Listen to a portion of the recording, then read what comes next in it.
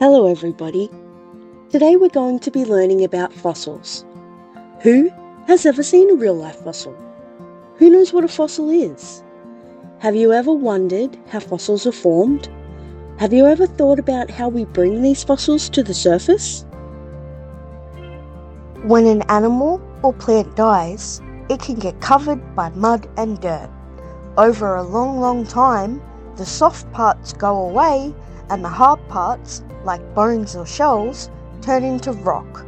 That's how fossils are made. The aim of this activity is to see how fossils can be formed and how they can be excavated using a simple hands-on model. First, we need to make sure we have all our materials and tools ready. We need sand, clay, plaster, a dish, water, a container to make our plaster mixture in, items we will use to make our fossil prints, a tray for our dig site, and the tools we need to excavate our fossils. Optionally, you can have safety glasses and gloves if you don't want to get your hands dirty. Now it's time to start making our fossils.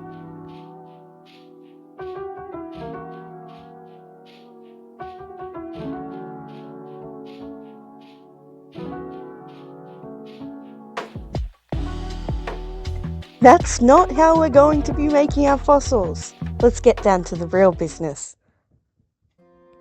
Now we need to prepare our fossil molds. Firstly, we're going to take some clay, roll it into a ball, and flatten it, keeping it in a nice little circle shape.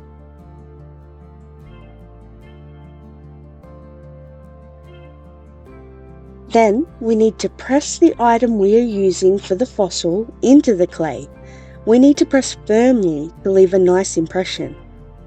This represents how a dinosaur might leave a footprint in the mud, or how leaves land on the ground and get covered. Fossils are the remains of animals or plants that lived a very long time ago, sometimes even millions of years ago. Dinosaurs, sea creatures, trees, and even tiny bugs have turned into fossils. Now we need to mix our plaster that we will carefully pour into the mould. We need to mix 100 grams of dry plaster with 70 ml of water and carefully mix until it's all combined and is nice and smooth.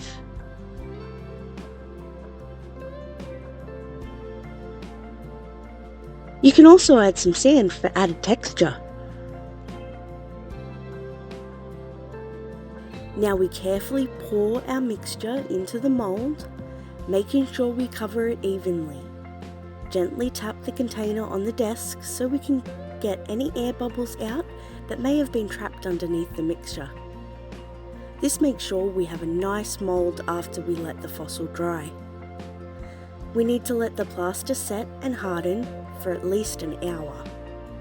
This symbolises what happens to real-life fossils over years and years. Fossils help us understand the amazing history of life on Earth. So next time you see a strange shape in a rock, maybe it's a fossil from long ago.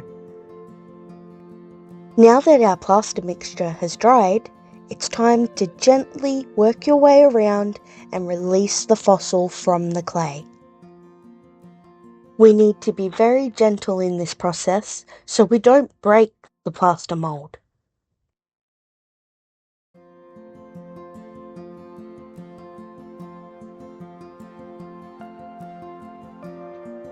Now we have our very own fossils ready to be buried in the dig site. You can keep the round moulds to reuse and make more fossils in the future.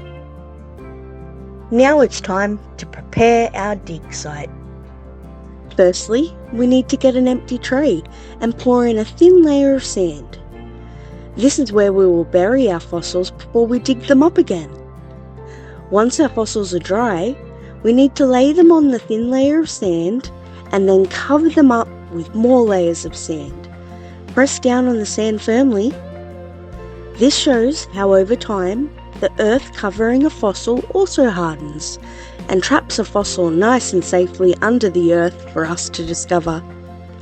Now, gather your dig site tools, it's time to get digging. Also, put on any protective clothes you have and let's carefully start the digging process. Gently start digging in the area you think your fossil is buried, trying not to dig into the fossil and break it.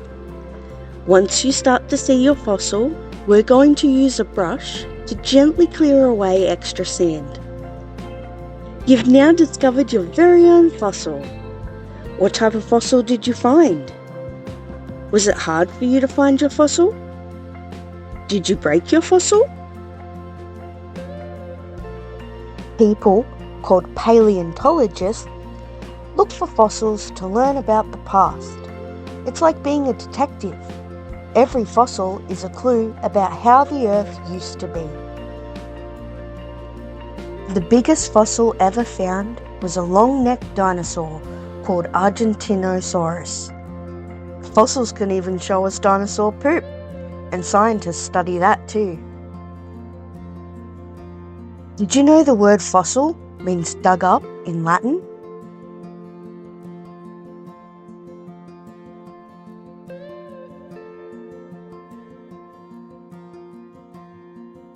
Thank you for exploring fossils with me today. Keep asking questions and stay curious. Who knows what you might discover next?